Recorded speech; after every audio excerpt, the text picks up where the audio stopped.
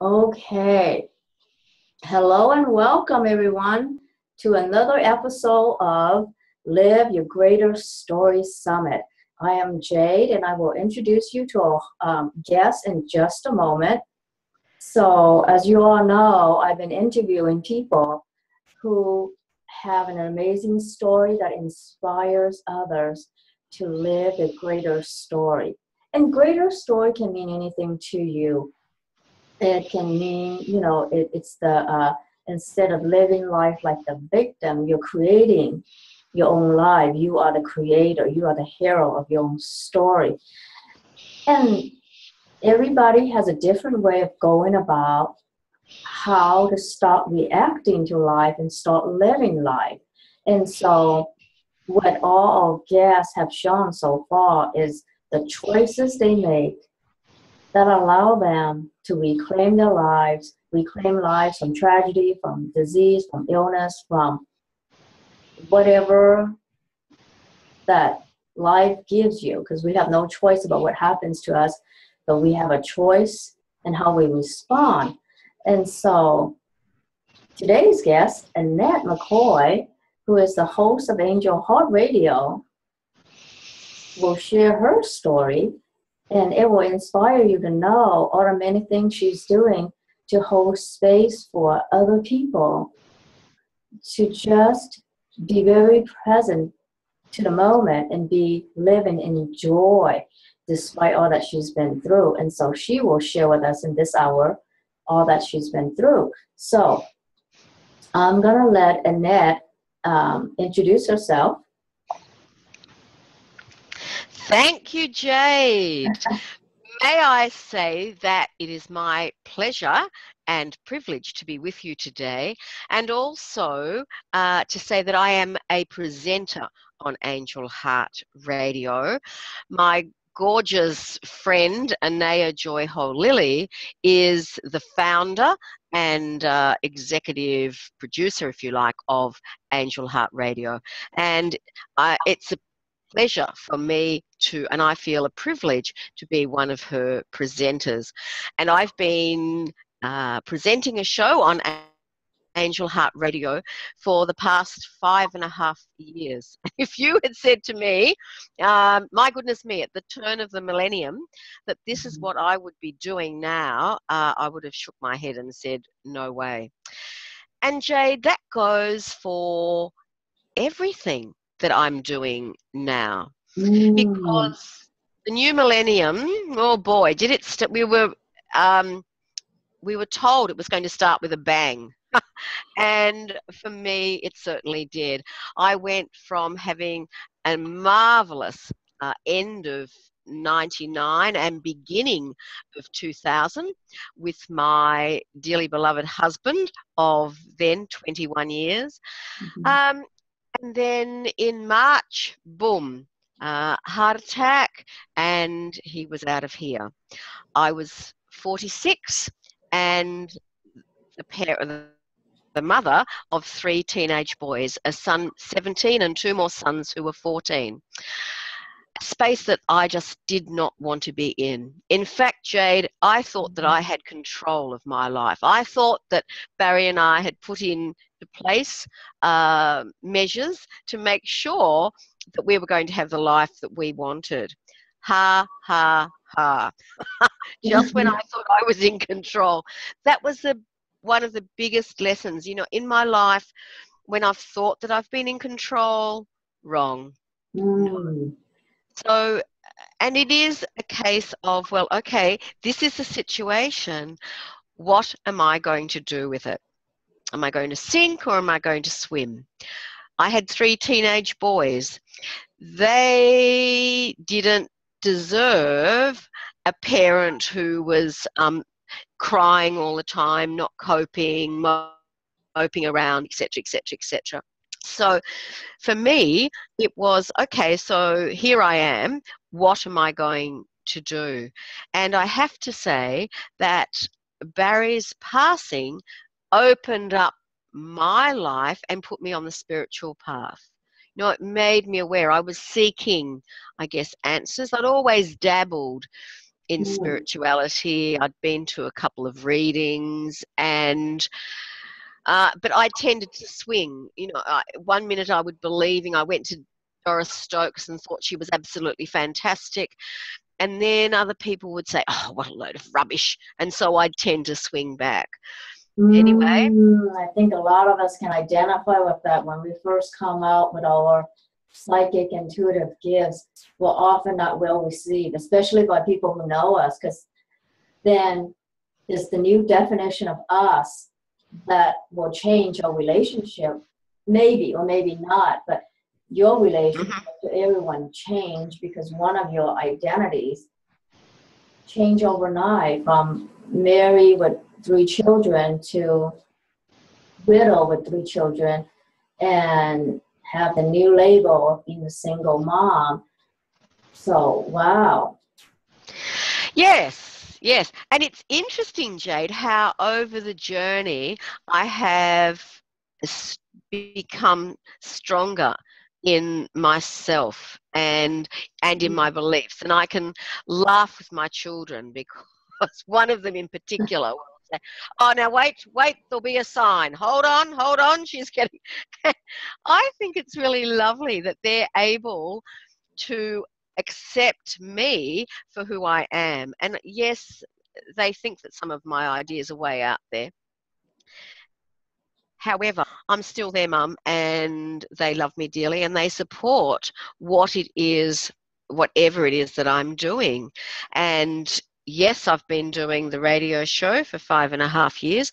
And how wonderful is that? You know, here I am being able to present guests every week globally. It's such a wow. And of course, I'm learning so much through my guests and the people who I'm connecting with. Fabulous. I Yeah. love my life.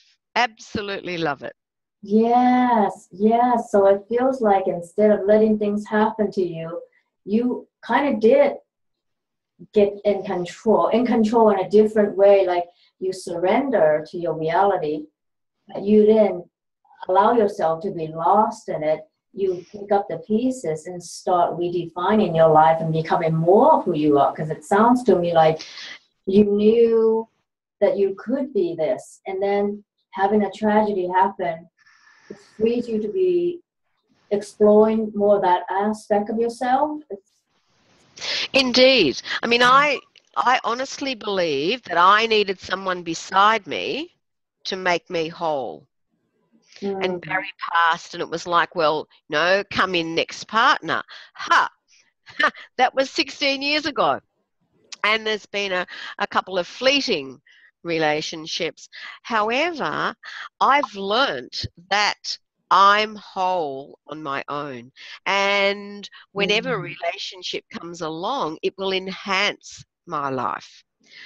And I honestly adore some of the things that being single allows me. It's the independence. I can do whatever I want to do. The last 2 nights I've ensconced myself in my lounge room and watched Wimbledon because, of course, it's a nighttime here when it's daytime in England. I don't have to consider anybody else. I'm as free as a bird. So one of the things that I've learnt along the way, Jade, is to accept and to be grateful for what I have. So to be grateful that I have a working TV, be grateful that I have a couch that is comfortable, be grateful that I have covers that I can bring into the lounge room and have a lovely, cozy, warm fire. Gratitude for my boys who've kept me in wood by collecting it and chopping it for me. You know, and so to always look at what we have, to look at what I have rather than what might not be there. Wow. And you also still have a relationship with Barry because of your openness to connecting with spiritual energy that just allows you to really be in relationship with him despite the fact that he may not be here in body, but be with him still. And that is so true. I Mhm. have continued to know and to understand that we still have a partnership. It's just that it's different, that he's not here physically. And that was a huge awareness for me. To a medium some months after Barry passed, and it was fascinating. Lois has become a very, very dear friend, and I've been able to recommend her to lots of other people who might be searching. Only the other day, I ran into a younger woman, and she said, "Ah, Annette, do you know a good psychic?" Now, there's a big difference between, or a subtle difference between psychic and medium. But I immediately mentioned Lois, and I know that Lois will be able to help this woman's mother who had 3 sudden passings that have really impacted on her life. And I know that she will find comfort as I did. It's so wonderful to know that, yes, Barry is with me. And now, of course, I understand that on a deeper level, about but the connection was made when I first went along to Lois. Little did I know that by going to her that we would become friends, and of course that's a 15-year friendship that's continuing. We delight in getting together. Yeah, and do you see that like what we appreciate in another person, we actually have in ourselves? And so I wonder, are you also a medium? I don't believe that I'm a medium. I know that my intuition is getting stronger and stronger. Mm-hmm. I also believe that if there's we're able to do anything. You know, Mm. I've joined several choirs in recent years, and people say to me, one, we didn't know that you could sing. Well, let me tell you, Jade, anybody can sing. And in a choir, there's a blend of voices. However, the more I sing, obviously, the better I become as well. And I think that's true of anything. If I was really keen to develop my mediumship, Mm. I know that I could. However, for me at the moment, that's not my path. Mm. I'm a networker. I Yeah. delight in linking people up. Yes, yes. Oh my God. And I'd like to know more about how you got into music, how you got into singing, because is this something you always had an interest in, or? Well, do you know, it wasn't so much the singing, it was where the singing was happening. Over here, we have carols by candlelight, and there's a choir of over 200 people who back the singers at the Maya Music Bowl, which is an outdoor auditorium, if you like, in Melbourne. And for years and years and years, I'd watched it religiously, and it was like, oh, I'd love to be there. Well, it was through a lovely lady who I met through the difference. And Jade, can I tell our listeners that you and I met through the difference? We met through the difference, yes. Yeah, the difference has opened so many doors. I mean, Anea and I met through the difference. It goes on and on. Thank you, Jacqueline. So I happened to mention to Robin that I wanted to sing with Jonathan Welsh because he had started the Choir of Hard Knocks here in Melbourne, which was a choir of homeless people living on the streets. Mm. And he had also formed another choir which anybody could join. However, I was travelling and I didn't feel that I could give it my best shot. Anyway, Robin and I were talking one day, and she said that she'd been in the choir with Jonathan, and she also had sung at carols by candlelight. And I went, oh, I've always wanted to do that. And the long and the short of it was, I've been doing that for the last 5 years. And so really, by being involved in carols by candlelight, that most of the people who sing there are in another choir. And I sort of put that first, and then I found the other choirs. And that coming year, well, maybe it was a couple of years later, I had the opportunity through my local council to take part in Opera at the Bowl, which again, the Maya Music Bowl, it was a free concert, and there were over 400 voices on stage, backed by the Australian Symphony Orchestra, or maybe it was in Melbourne. Anyway, a symphony orchestra. Big deal, big deal. And I thought, oh, great. I can rehearse for 12 weeks. Yes, I can do this, and it fits in with my life at the time, and I can tick it off the list. I will have sung with Jonathan because Jonathan was leading the whole deal. Well, that was almost 3 years ago. And I have been singing in Jonathan's choirs ever since, because he continually comes up with all of these wonderful opportunities. And it's my great pleasure and privilege to be able to say that I'm also a volunteer with the Choir of Hard Knocks. So singing has become a huge part of my life. And through singing last year, I went to Italy and London, sang at the Vatican and in St. Peter's, and also at Royal Albert Hall in London. And this September, Jonathan is taking another self-funded trip to Boston and New York, and we're singing in Carnegie Hall. It's like, wow, wow, wow. God, you get to sing in the Royal Albert Hall and in the Vatican and Carnegie Hall. Oh my God, wow. So, if people are feeling down, you know, if you think that you've been dealt a dud hand, have another look. There is always, there's always a glimmer of hope. And I find that gratitude, you know, if I'm having a poor day, laughter is fantastic. Boy, I laugh at myself at times. You know, I can do some really silly things. Laughter and gratitude. And start small.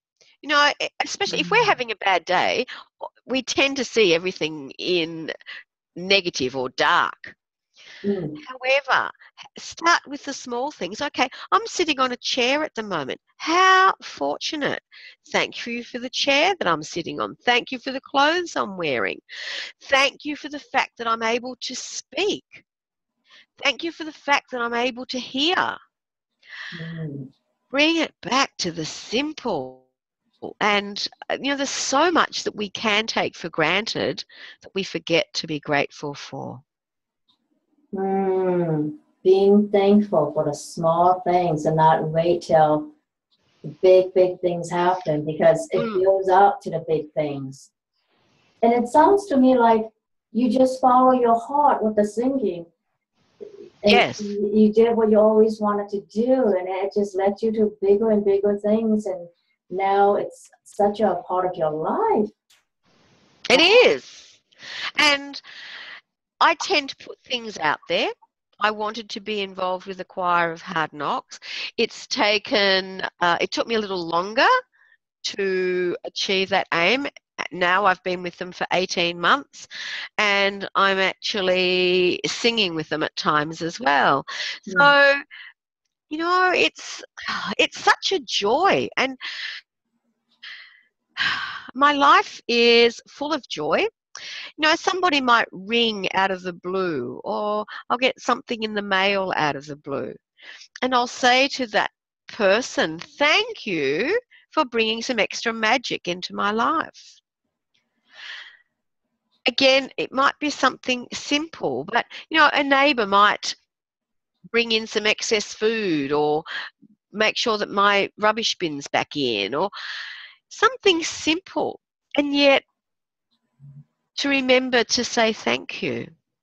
And maybe not straight away. I often think to follow up a little while later is even more important, because it's very easy to forget, whereas to still remember a week later.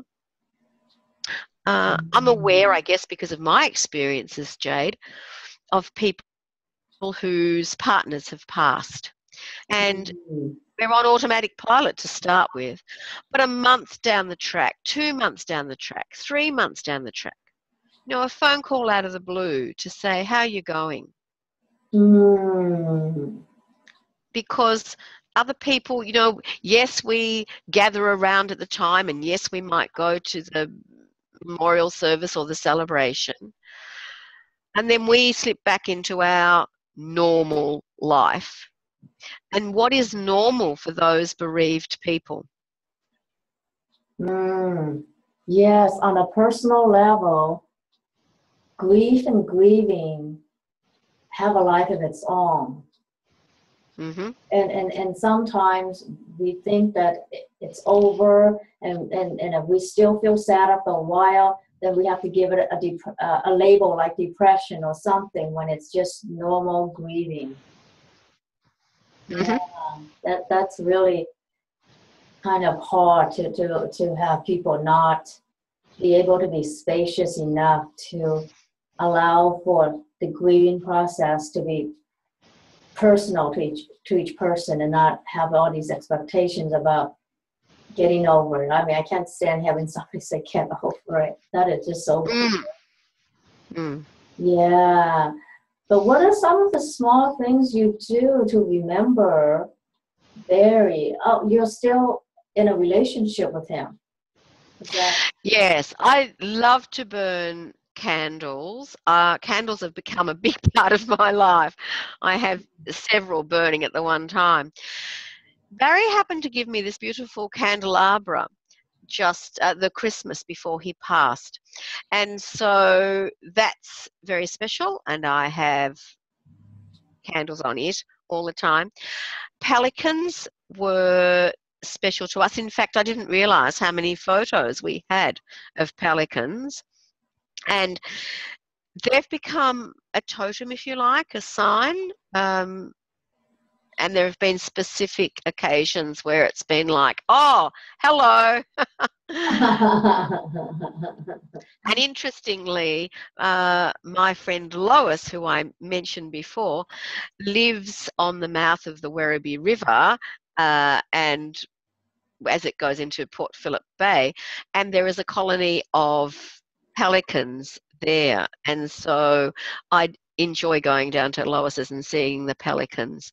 And sometimes there'll be a lone one that will do a solo flight, and it's like, oh, hello, yes, how Oh, are you, wow, how Barry? beautiful. The Yes, communication from the other side can happen so beautifully and symbolically, but it's so real.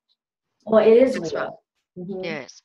And sometimes, Jade, I notice the flames on my candles.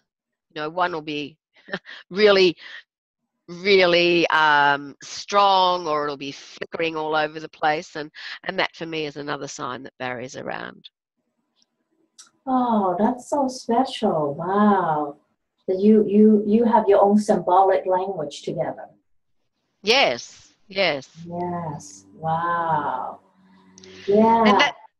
that's one thing that I have mentioned to the boys time and time again. If they want to speak to Barry, if they want his guidance, simply to ask and listen to that voice within, because I'm a great believer that we still are in communication, and he is watching over us, Mm, aware of what's happening in our lives.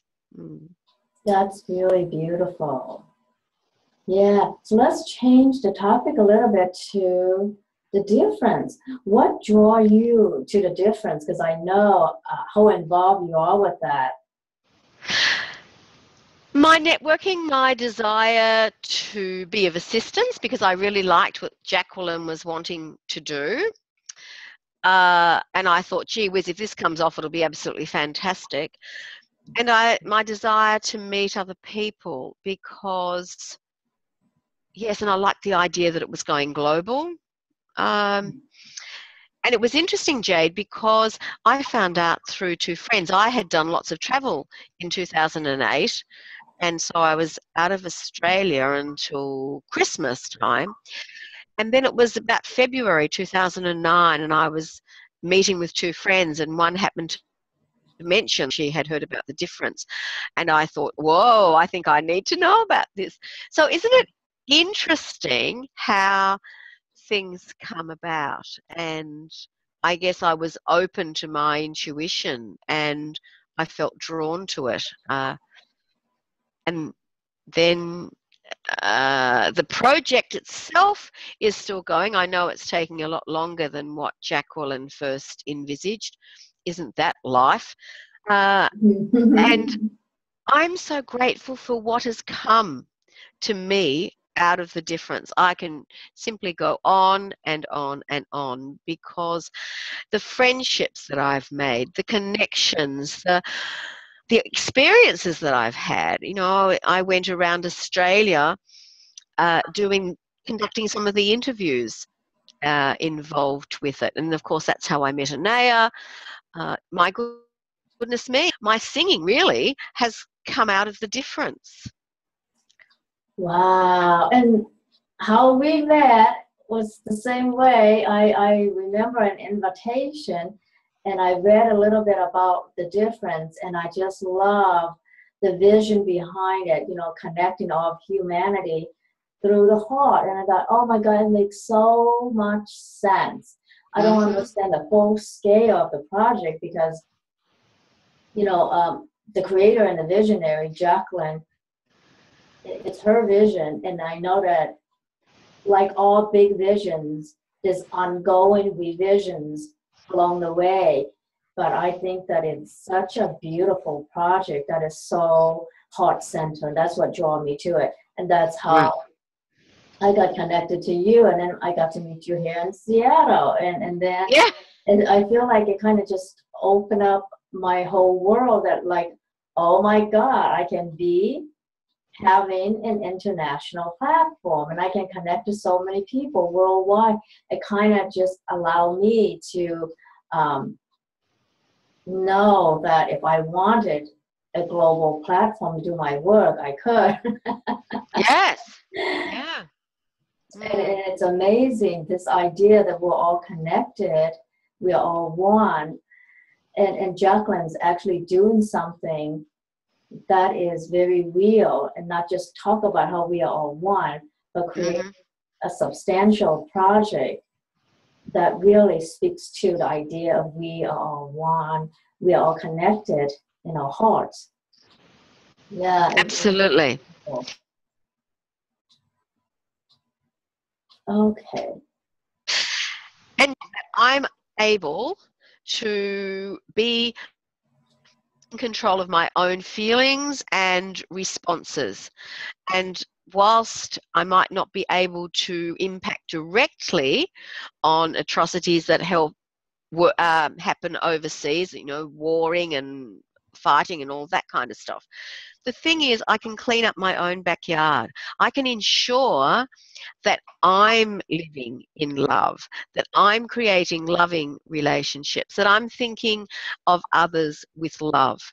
And the more we can do that, that's when the power of love will overtake the love of power. And that's my dream, to help in any way that I'm able to get that message out there. And that's such a powerful thing to say, that when, like, I know that just weeks ago what happened in Orlando and what happened in I just forgot what other places. Turkey, yes. There's just so many places where there are tragedies. Sometimes I can see how just tuning in and you see all the numbers, it just makes you feel like, how can I even start? And what you just said is so important, to be grounded within ourselves and do what you can do in the here and now, and take steps to be in a space of love, so that the energy of love will still contribute to the world in a peaceful, loving way, rather than falling victim to all the tragedy that's going on. Sure. And we can control what we choose to watch on TV, what we choose to read in the papers. It's interesting, isn't it, what the media get hold of? And when there is a tragedy, they fill our screens with it. So much so that they're repeating the same stories until they get a new part of the action. And I think, well, do I want to live in that?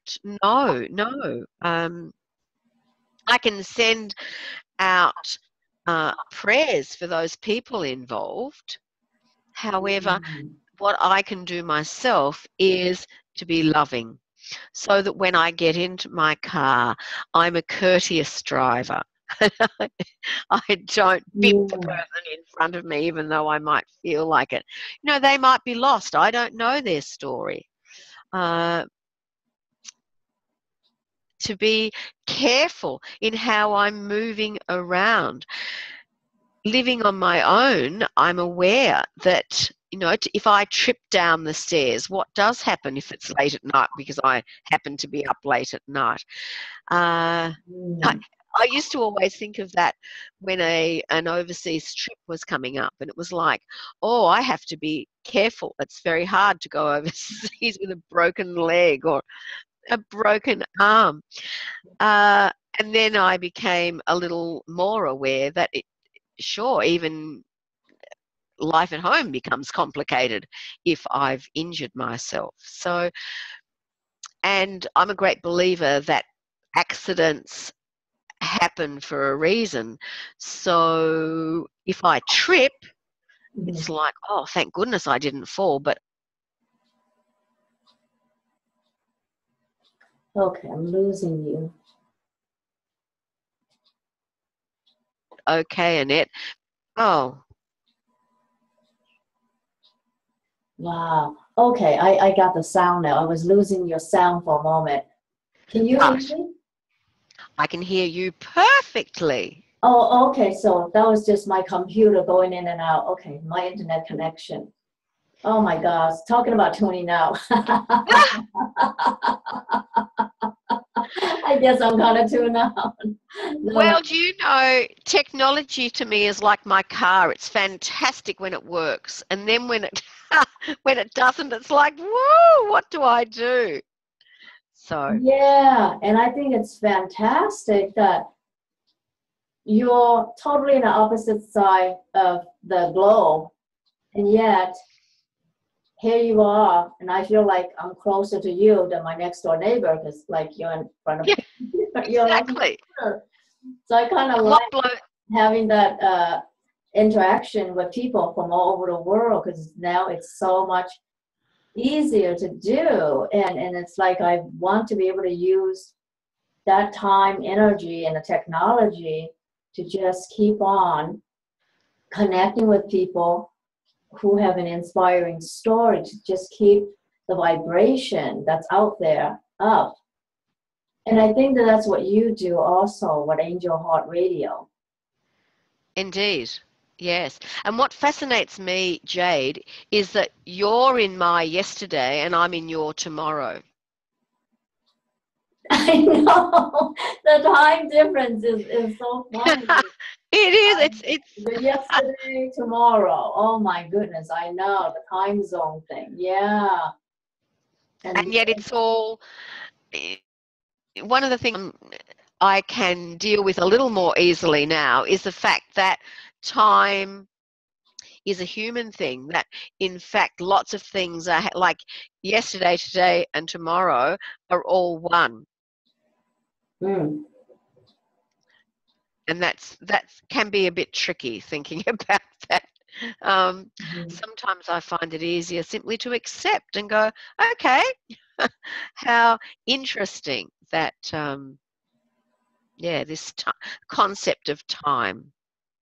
Yes, and I think you and I more or less function from what's called Einsteinian time that we create from within, because you call me, we're so connected that you call me like whenever I'm thinking about you or something.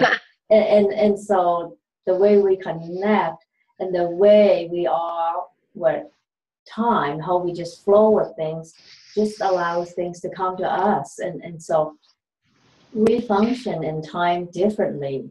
than the clock time that other people feel Do like you know, they're listened to. yes, Jade, I now very, I I know the time, sure, and then I tend to work backwards. Okay, what is it? So that I'm not constantly looking at the clock, because I found that when I did constantly look at the clock, I tended to lose time. I was so conscious of time that I was chasing my tail. Whereas now it's like, okay, I have this appointment at 11, therefore I need to be ready at, I can do boom, boom, boom. And when I get into the car to go somewhere, invariably I ask to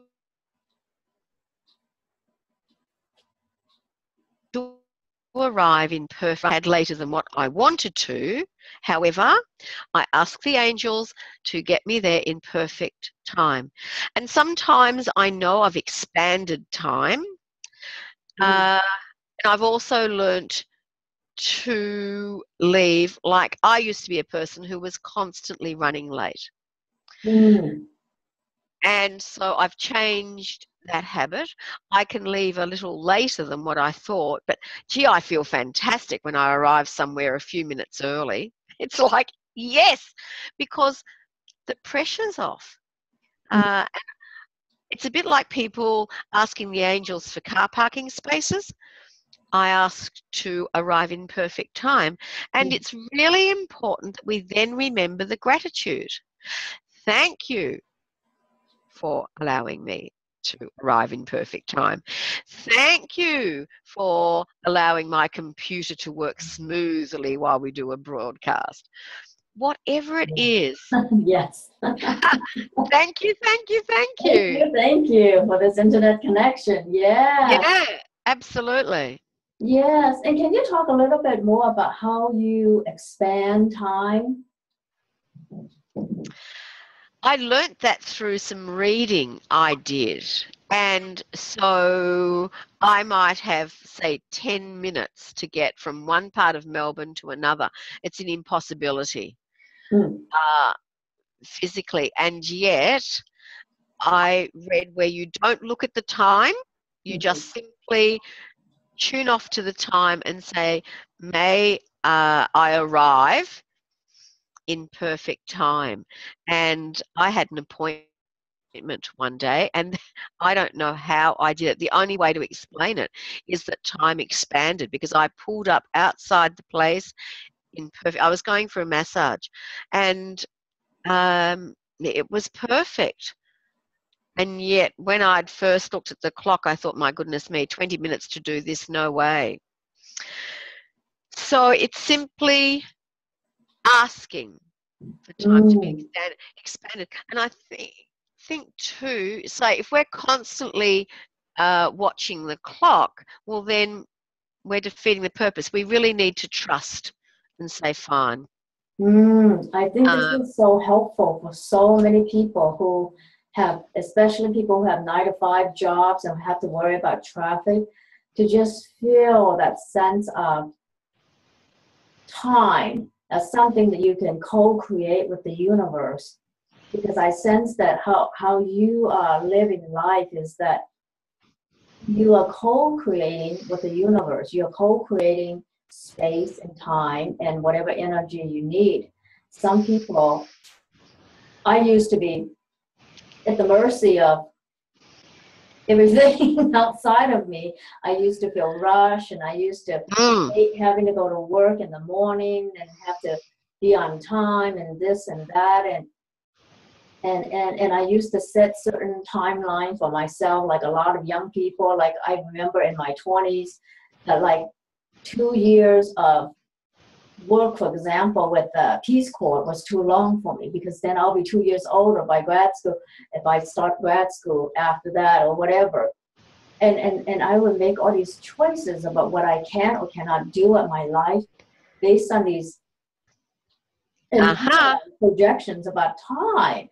And then, of course, in my 30s, like so many women, I bought into this idea that, oh my gosh, you have to have a family and be able to have kids by this age. Otherwise, your children will be this many times more likely to be born with this or that. Oh my God. When I bought into all that, life was so stressful until I, moved from that space into being more in a co-creative space with the universe and know that I own my time, my life, my energy. Oh my God. That didn't happen overnight, but I can see how I see things now is so different just because I have a different relationship with time, because we exist in finite time as human beings, and how we internalize this idea of time really affects our stress level. I know how I used to put so much stress on myself to accomplish so much in a day, to accomplish so much and achieve these milestones by this age, by that age, by that age.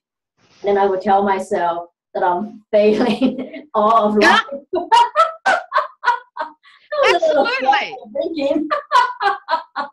I look back, Jade, and likewise, I was stressed, and some of the time I was in denial about the stress. And people will say to me these days, "Oh, you're so busy." Well, I don't see it like that, because I think my life, I'm doing things that I'm passionate about. I'm also making time for me, and if I don't, well, my body makes sure that I'm making time for me. It'll pull me up. It's simply time management and looking at, okay, well, what is it that I have to do today and what can be left? And sometimes I get very excited because I find myself doing something that's been on the list for absolutely ages, and all of a sudden, oh, I'm doing that. What took me so long? How wonderful that, yes, I can tick that off the list. So I accept me. I accept the fact that, yes, I can be a bit of a big clutterer. I actually like stuff around me. And there are other people who choose to live very differently. The fact is, am I comfortable in my own skin? Yes. Am I comfortable in my own home? Yes. They're big pluses. My home is my territory. Other people come and visit because they want to see me. I don't know about you. I'll walk into somebody's place and they'll say, "Oh, excuse the mess." I don't say that anymore. Welcome, come in. It's great to see you, because the people have come. I've gone to see the person. I'm not interested in what's around. They've invited me to their home. How special is that? Because space is so personal. Yeah. It's just fascinating how time and space, how we take care, how we relate to those two things can be a source of stress. Like, I am totally anal about space too. I buy all these Space Clear and whatever books, and then I got so stressed over this one feng shui expert person who was saying, you don't need so many books. You should just clutter down and have just 25 books to whatever. And then I'm looking at my wall-to-wall bookcase. I'm like, okay, that's one part of the book I'm not going to do. I love it. And then I feel like, oh my God, this is just one idea, one person's idea about what's comfortable space-wise for them. And I realized I don't have to buy into it. So now I don't have to be so stressed about my own space and how much I have, because I do like having books around. I do like having a pink wall that I have not repainted. I mean, it's so personal how we function in certain spaces and space-time. It's such an interesting topic. And I love that you're able to create both the way you want and kind of just own it. Yes. Now, you know, my home, I have spent probably no money on it in the last 16 years because I've invested my money in travel and Hmm. experiences, and that's what's important to me. And one of my sons has, over the time, said to me, Mum, you know, if you're going to be there for 5 or 10 years, why don't you invest some money into the home? The thing is, Jade, I come back to the same question. I don't know how long I'm going to be here. Hmm. However, this home will be knocked down, the valuable than the house. And I know that. That's where my investment is. The thing is, I'm too busy and too passionate about travel Mhm. to be wanting the latest kitchen or an updated bathroom or whatever. So every time I think, oh, yes, well, that'd be really nice. Oh, but no, you know, this trip's come up or that trip's come up. And so again, I know my brother walks into my house and, oh, Annette, you know, he sees it as a, I'm not sure, at one stage he thought it was a shrine. Um, it's not, I feel, and it's taken me a while to get to this spot where I'm comfortable in my space. Mhm. And so that's all that matters. I have spare bed if people choose to come and stay. Love having people visit me in Melbourne from anywhere in the world. And I have chairs for people to sit on.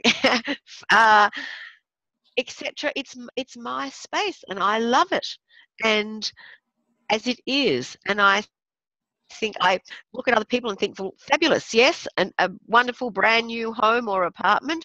If that's where they feel comfortable, that's great. I might have one of those down the track. At the moment, I honestly, I love where I am, and I love what I'm doing. Yeah, tell me more about your travels because you have been to amazing places, not only with your choir, but on your own. You have traveled, like you've done Yes. whale watching in the South Pole or the North Pole. I don't know where you've done whale watching. Well, in Tonga, actually, in the South Pacific. Oh, the Um, South Pacific. Okay, not South Pole. Oh my God, what am I thinking? but I have been to Antarctica, you're right, but not in the Oh, whale season. I saw okay. penguins, and they're further south. Wonderful experiences. And I'd have to say that my travel started, oh, well, for my 50th, I decided that I wasn't going to have a party because Barry and I had partied. And one way of dealing with his passing was to have gatherings every month or so, inviting people to come in with a small plate of food and a bottle of their favourite drink to share. And we had some wonderful, wonderful times. So it meant that what was I going to do for my 50th? And I decided to go and swim with the dolphins in Hawaii. Wow. Now, the timing of that was such that because at the time most of my friends were teachers and school was going back. So there was nobody who I could say, will you come with me? I had to do it on my own. And I figured, well, I'd struck out on my own when I was at teachers college. I was 19. Surely if I could do it at 19, I could do it at 50. And I did. And then I found myself back on the big island of Hawaii 3 months later in a volunteer position. And I lived in the little village of Harvey for 3 months. Uh, and I decided that I needed, my boys were at an age where, uh, oh, that was a bit later. The boys were at an age where they needed privacy, and two of the boys, being twins, they'd shared a room for years and years and years. And then their older brother went overseas for a couple of years to London, and he was coming home at the end of 2007. And I thought, no, it wasn't, sorry, 2005. Time doesn't matter. And I thought, wow, they all need their individual space. So there were 3 bedrooms. I'll be the mother who pops in every so often and pops out. So I became a global citizen from from then on, and travelled, spent 14 months, almost 2 years down in Tasmania, which is just divided from Australia by sea, and so it was very easy to either put the car on the ferry and go down overnight, and then I could fly home. So I was still in contact with the boys physically and, of course, on the phone. But amazing experiences, Jade, that I certainly didn't expect to have, because I was going to be a wife and a mother and a teacher. And yes, life became very, very different. And look, I know for everybody, the catalyst, it can come out of nowhere. Mm. You know, one, they're going along and life's really smooth and it's really happy, and then all of a sudden it's very, very different. And my advice through my own experience is to seize the moment, to seize the silver lining, as my gorgeous grandmother used to say. You know, every cloud has a silver lining. And look, I was talking to a girlfriend this morning who fell face down in the sand on the beach as she was going for a walk. And it was awful. She was paralyzed for a time. Oh. However, because she was face down in the sand, when she looked up, and she couldn't look very far, she was aware of the trash and the little bits of plastic that are on the beach that then, of course, not only affect the water, but affect the living organisms in it and around it. Now, wow, here she is now, a global ambassador. She knows that her project, she's getting through Instagram, getting invitations from China. She's going to be at the forefront of what are we doing about how are we caring for Mother Earth, and what is it that we need to start doing. Her big project, of course, is plastic bags. Wow. Apart from the trash that we let go into different places. So, what is going to turn up? I wonder what's going to turn up for each of us. Yes, I in wonder the what's day, going in to the turn next up for all week. of us. Yeah. Yeah. It's the I wonder, day. you know, when we're talking a year down the track, wonder what will have happened. Yes, seize the moment. I just love talking with you, because it's like you are constantly always creating your life forward, and living your life in such a spacious way. Well, I love it, Jade, because it's simply, it's accepting the moment and what is it that I'm able to do. You know, if I have an open day, I love it, because it's like, well, what is it that I'd really like to do today? Body, what would you like to do today? Wow. And how many people start the day with that connection to the human body, that we are in a body, so we can communicate with it. I mean, I just wonder how many people know to do that each day. I mean, we dress our bodies, we wash our bodies, and we feed our bodies, but I think that so many people are so rushed for time that we never even take a moment to say, body, what would be fantastic fun for you to experience today? Yeah, I agree. Oh, that's Wow. Liam Phillips is somebody I've met through, I guess, the internet, and Liam has the questions. What else is possible?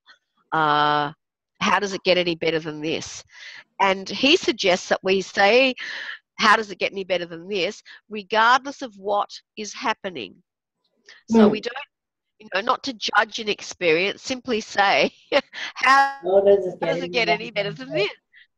this? And it's interesting what comes up.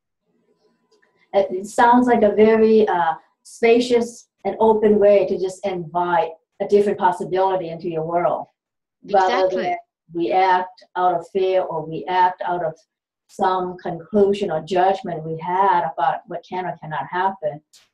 It opens up space, or I don't know how you look at it, but that's what. Definitely. Definitely. You know, that word fear. Mm, You know, and where there is love, there's no room for fear. mm, So I'm very aware of my words these days, Jade. mm. A girlfriend was saying last night, there's nothing I'm able to do about whatever her situation. I disagree. There's always something we can do, and maybe it's simply changing our own attitude. Um, and by looking ahead and saying, "Oh, I'm not going to be in," um, feeling that she's going to be shut out of something. If that's what I'm thinking, then it's a very good chance that that's going to be the reality, because my thoughts affect what's going to happen. So if I've got a doubt, hey, guess what? The doubt's going to come forward. I'll create Yes. We don't rather than. know how powerful our thoughts are. We don't know what Mm, powerful creators we are, how we just create, not just what our words, but sometimes the emotions behind the words, or our real feelings, or create what yeah. we get some of that. Or co-create. We don't create everything, but, well, we create everything.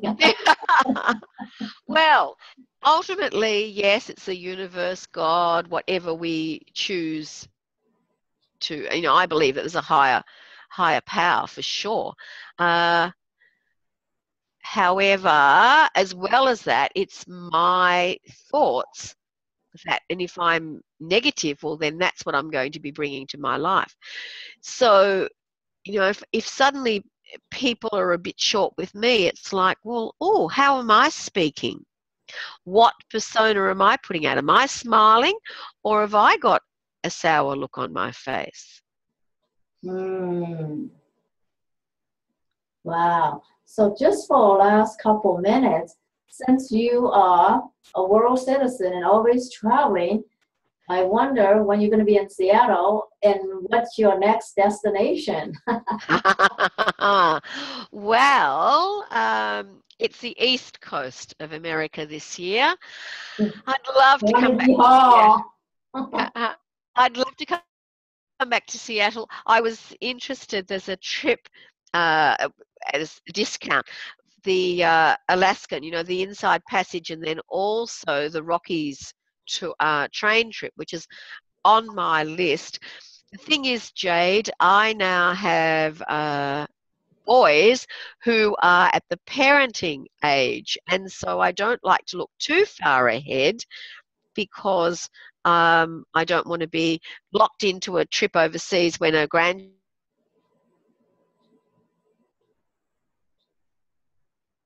might be arriving. My awareness Oh, of that. But I'm sure that something will present, and I know that I will be back in Seattle. I could say, when are you coming to Melbourne? yes, yes. I like to one day soon start doing workshops in Melbourne. Wouldn't that be lovely? I think that it would just be That'd be so. fabulous. Yeah, I love to go there and find a group of people and do workshops, do energy healing work, and do all kinds of activations that I like doing. So yeah, I'm gonna do that. But I like your idea of a train trip along the Rockies. Oh my God, the Rockies is so beautiful. I might have to join you. Yeah, oh, that'd be fabulous. Let's work on it.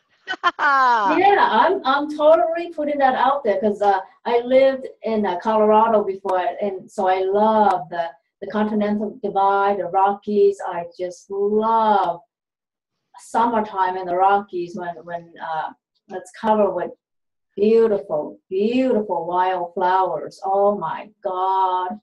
Of course, Mount Rainier is beautiful in the summertime, covered with wildflowers and all kinds of things too. But yes, Melbourne. Yes, we're both planning Oh, on. Yeah, that would be fantastic.